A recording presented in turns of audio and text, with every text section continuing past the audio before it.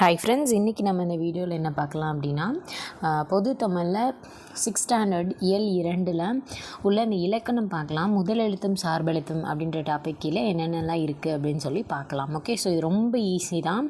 ஏன்னா 6th standard அப்படின்னா பேசிக் இலக்கணம் தானே, ஸோ அதனால் ரொம்ப ஈஸியாக இருக்கும்.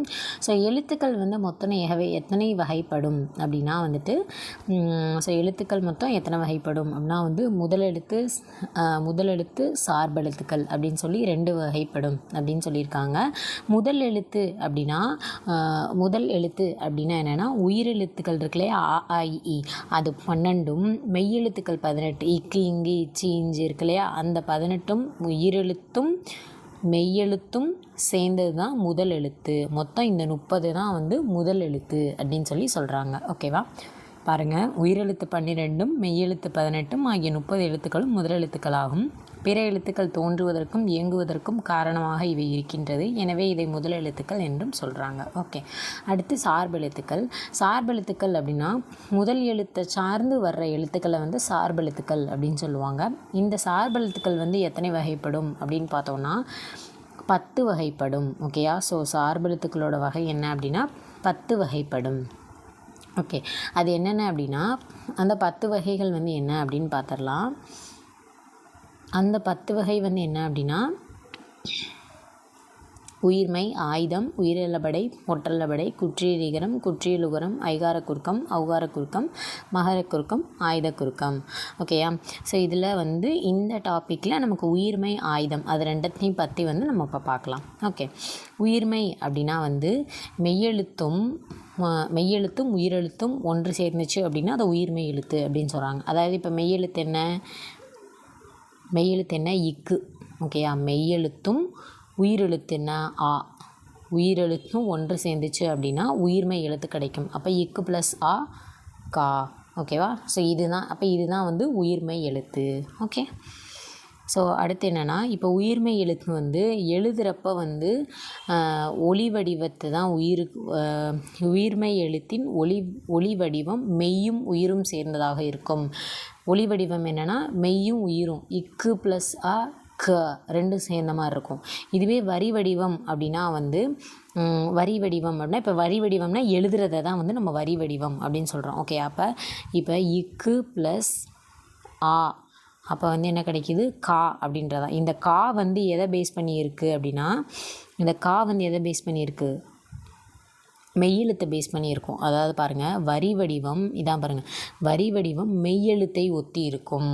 மெய்யெழுத்து என்ன, இங்கே இக்கு தானே மெய்யெழுத்து. அப்போ எழுதுகிறப்ப இக்கு ப்ளஸ் ஆ, கா அப்படின்னு வருதா. கா அப்படின்றது மெய்யெழுத்தை ஒத்து இருக்கும் அப்படின்னு சொல்கிறாங்க. ஒலிக்கும் கால அளவு உயிரெழுத்தை பொறுத்து இருக்கும். அதாவது ஒலிக்கிறது க, இப்போ இக்கு ப்ளஸ் ஆ, க, இக்கு ப்ளஸ் ஆ, கா அப்படின்னு சொல்லுவோமா. கா, கீ அந்த மாதிரி ஒலிக்கிற அளவு உயிரெழுத்தை பொறுத்து இருக்குது. வரி வடிவெழுத்தை எழுதுறப்ப மெய்யெழுத்தை பொறுத்து இருக்குது அப்படின்னு சொல்கிறாங்க. ஓகே, ஸோ இந்த பாயிண்ட் நல்லா நோட் பண்ணி வச்சுக்கோங்க, புரிஞ்சுக்கோங்க. முதல் எழுத்தை சார்ந்து வர்றதுனால இது சார்பெழுத்து வகைக்குள்ளே வரும் அப்படின்னு சொல்கிறாங்க. ஓகே, அடுத்து ஆயுதம். ஆயுத எழுத்து 3 புள்ளிகள் உடையது. இதான ஆயுத எழுத்து, இதுதான் ஆயுத எழுத்து. ஓகேவா, 3 புள்ளிகளே உடையது. இது ஒரு தனி வடிவம் பெற்றது. ஓகே, ஸோ இதுக்கு பேர் முப்புள்ளி, முப்பார் புள்ளி, தனிநிலை, அக்கேனம் அப்படின்னு சொல்லி வேறு பெயர்களும் இதற்கு உண்டு. ஓகே, அதுக்கப்புறம் நுட்பமான ஒலிப்பு முறையை உடையது. ஓகேயா, நுட்பமான ஒலிப்பு முறை இருக்குது. தனக்கு முன், அதாவது இப்போ அஃது அப்படின்னு சொல்கிறோம். ஓகேயா, அஃது. ஓகேயா, தனக்கு அப்படின்னா அந்த ஆயுத எழுத்துக்கு முன்னாடி ஒரு குறில் எழுத்து, அ அப்படின்றது குறில் தானே, ஒரு குறில் எழுத்தையும் தனக்கு பின்னாடி ஒரு வல்லின உயிர்மை. வல்லினம் என்னது, கசர தபர இருக்கு இல்லையா, கசட தாபாரா. ஓகேவா, தனக்கு முன்னாடி ஒரு வல்லினத்தோடது. அப்போ தூ, தாத்தா தீத்தி தூ இதில் தானே வரும், குசுறு துபுரு அப்படின்னு சொல்லுவோமா. ஸோ அதில் வரதா. அப்போ தனக்கு பின்னாடி ஒரு வல்லின உயிர்மை எழுத்தையும் வச்சுருக்கோம், தனக்கு முன்னாடி ஒரு குறில் எழுத்தையும் வச்சுருக்கோம். இப்படி தான் ஆயுத எழுத்து சேர்ந்து வரும் அப்படின்னு சொல்கிறாங்க. ஓகேயா, ஆயுத எழுத்து இடையில் மட்டும்தான் வரும். ஓகேயா, தனித்து இயங்காது. ஓகே, அடுத்து முதல் எழுத்துக்களாகிய உயிரையும் மெய்யையும் சார்ந்து இயங்குவதனால ஆயுத எழுத்து இந்த முன்னாடியும் பின்னாடியும் ஏதாவது ஒரு எழுத்தை சார்ந்தே இருக்கா, அதனால இது சார்பெழுத்து அப்படின்னு சொல்கிறாங்க. ஓகே, ஸோ அவ்வளோதான், ரொம்ப சிம்பிள் தான். இதில் பெருசாக ஒன்றும் இது பண்ணுறதுக்கு இல்லை. ஸோ இங்கே புக் பேக் இங்கே கொடுத்துருக்காங்க ஒன்று பாருங்கள், இது பாருங்கள். பறந்து விரிந்து இருப்பதால் கடலுக்கு பறவை அப்படின்னு பேர். ஓகேவா? பறவைனா இந்தரா வரும். இந்த இது வந்து பேர்டு. ஓகேயா? பறவை இருக்குல்ல அது. இது வந்து கடல் அப்படின்னு அர்த்தம். இந்த ரா வந்து கடல். இலக்கிய மன்ற விழாவில் முகிலன் சிறப்பாக உரையாற்றினான். இந்தரை. ஓகேயா? இந்தரை வரும்.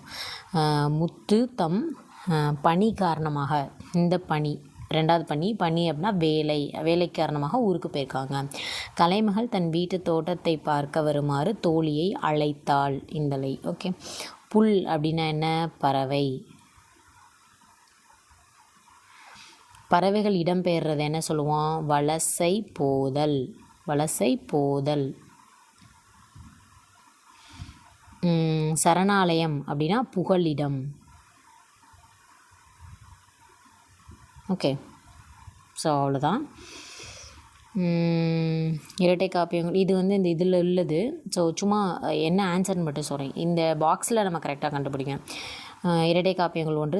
இரட்டை காப்பியங்கள் அப்படின்னாவே என்ன? சிலப்பதிகாரம், மணிமேகலை. முதல் எழுத்துக்களின் எண்ணிக்கை எத்தனை அப்படின்னா 30. திங்கள் அப்படின்னா வந்துட்டு நிலவு. சத்தியமுத்த புலவரால் பாடப்பட்ட பறவை வந்து நாரை. நாராய் நாராய் செங்கால் நாராய் அப்படின்றது. பாரதியார் வந்து காணி நிலம் வேண்டும் அப்படின்னு பாடியிருப்பார். ஆயுத எழுத்தோட வேறு பெயர் வந்து முப்புள்ளி, முப்பார் புள்ளி, தனிநிலை, அக்கேனம். இதெல்லாம் இதோட பேர். ஏதாவது ஒன்று எழுதிக்கலாம். ஓகே. அதுக்கப்புறம் இங்கே ஒரு கலைச்சொற்கள் கொடுத்துருக்காங்க, அது மட்டும் நம்ம பார்க்கலாம்.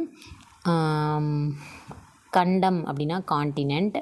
கண்டம் காண்டினென்ட். வலசைனா மைக்ரேஷன். தட்பவெப்பநிலை கிளைமேட். புகலிடம் சான்ச்சுரி. வானிலை வெதர். புவியீர்ப்பு புலனம் அப்படின்னா கிராவிடேஷ்னல் ஃபீல்டு. ஓகே. ஸோ அவ்வளோதான். இது ஞாபகம் வச்சுக்கோங்க. கலைச்சொற்களில் ஒரு கொஷின் எப்பயுமே கேட்பாங்க. ஓகே. ஸோ இந்த வீடியோ முடிச்சாச்சு. ஸோ அடுத்த வீடியோவில் பார்க்கலாம். தேங்க்யூ.